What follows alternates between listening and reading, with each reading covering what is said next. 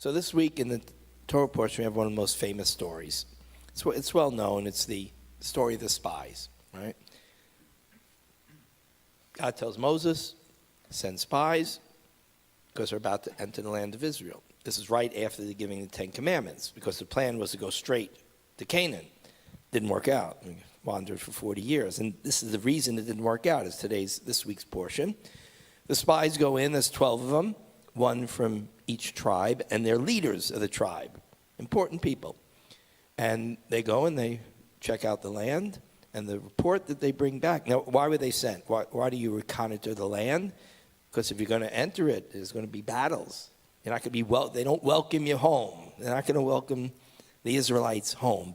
Remember, we came from Canaan, but they're not going to welcome us home. There's going to be wars. There's going to be battles, and you have to plan. You know, how strong is your enemy? Are the cities walled? Are the cities protected? Where's the food? What do we do for supplies? How many are there? So that's what they go to do. What Moses and God never expected was that 10 of them would come back, and the answer was, we can't do it. We shouldn't even try. It's suicidal. Now, when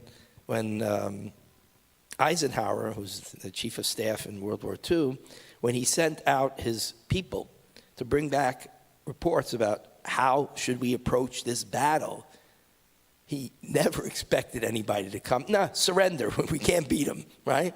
That was not in the cards. Maybe he'll suggest a different tactic, but we're fighting this war. There's no other choice. So Moses and God are shocked. 10 come back. No, we should just stay in the desert and die there. Better to die in the desert than to die in battle. Or some of you say, let's go back to Egypt. Better to be a slave than to die in battle. So, this is what disappointed Moses, disappointed God. God gets so angry. He actually offers Moses, let's get rid of this people. Done. I'll give you a new nation. Give you a different nation. I think he's testing Moses. Moses says, it's a little bit drastic. That's a little bit too much. No, you can't do that. Because if you do that, you know what it'll look like? You were strong enough to take them out of Egypt, but you, God, were not powerful enough to bring them home. And then the whole purpose of the Exodus and going to the land of Israel, establish nations, it's all destroyed. Makes a bad movie. Peaceable Meal doesn't make this movie. Okay? So God changes his mind, says, okay, this is what we'll do. We're not going to let this generation enter the land of Israel. Now that is like a punishment, right? So let me jump forward and ask you, if you were asked to describe the holiday of Sukkot to someone who didn't know, or someone who's non-Jewish, didn't know anything about Judaism, would you describe it as a sad holiday or a happy holiday? Happy, right? Build a sukkah with the kids, meals, parties, lulav and esrog. It's a celebration, right?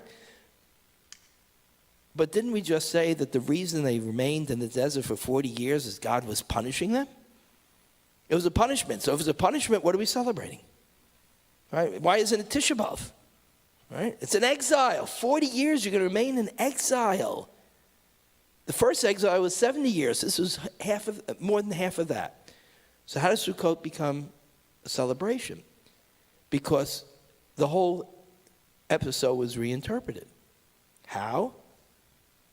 What God decided was, you're not ready to enter the land of Canaan. You still have a slave mentality.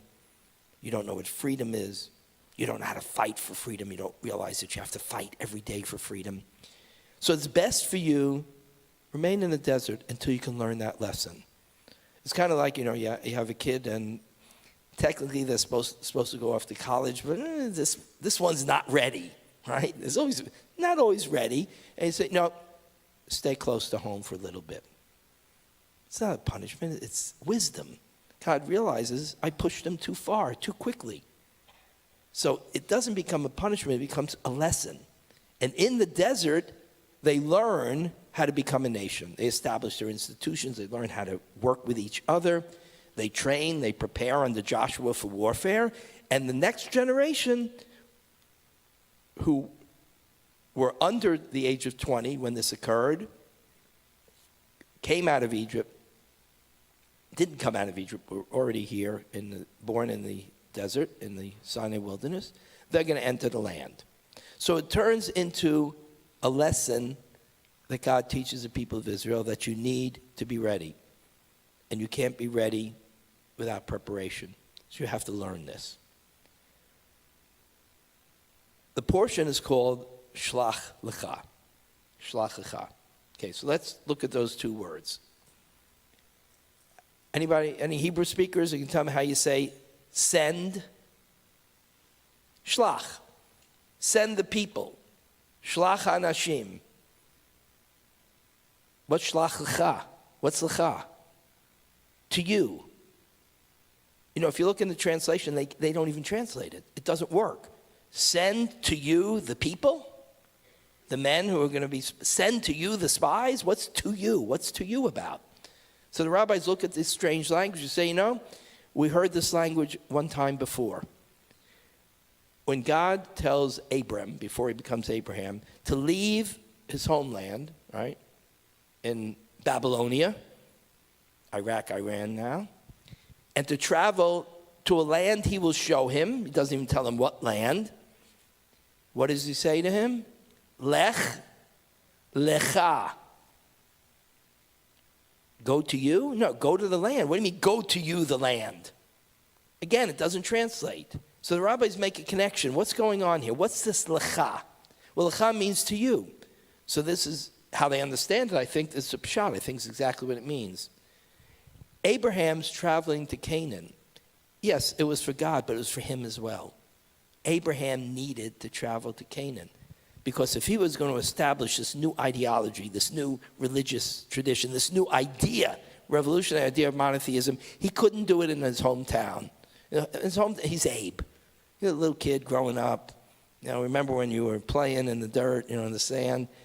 He couldn't do it in his own city because they couldn't relate to him in that fashion. He had to go someplace where they didn't know him, where he could proclaim this new concept and develop a nation.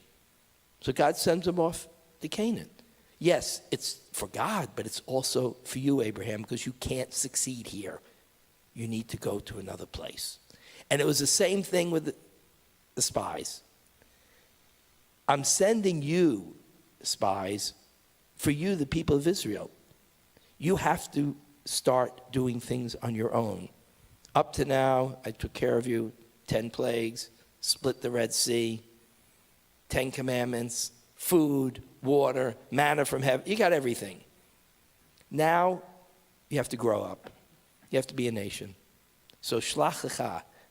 You need to send the spies because you can't depend upon me to bring you into the land and protect you and fight your battles. You have to grow up and be a nation. For Abraham, it worked. But for the people of Israel, shlach lecha, I'm sending for you, it didn't work. And what it did, it proved to God exactly the point. This was for you to grow up, take charge of your life, form your army, develop your nation. And they couldn't do it. And that's when God said, I've asked too much of them. Back to the beginning. Let's start all over. In the desert, in the Sinai. I'll take care of you like a parent takes care of a child when they're young. And we're going to learn. We're going to study. We're going to prepare. And within a generation, you will be a nation. And that nation will have the strength and the conviction to enter the land of Israel and to conquer it. But what did that need? That needed a new leader. Who got left behind? Moses. He didn't go. Who went? Joshua, the warrior.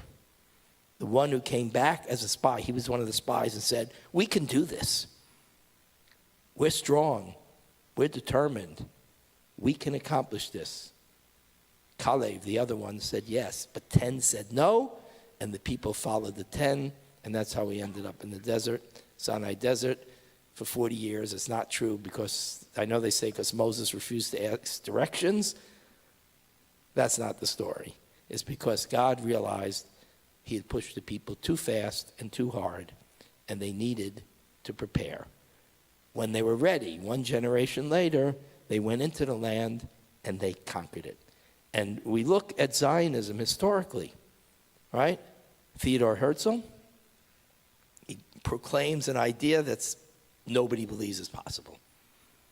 Proclaims that we're going to have a state within 50 years, right?